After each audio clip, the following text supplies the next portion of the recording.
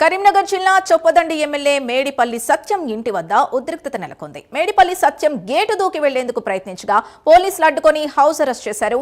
దీంతో పోలీసులకు కాంగ్రెస్ కార్యకర్తలకు మధ్య తోపులాట జరిగింది.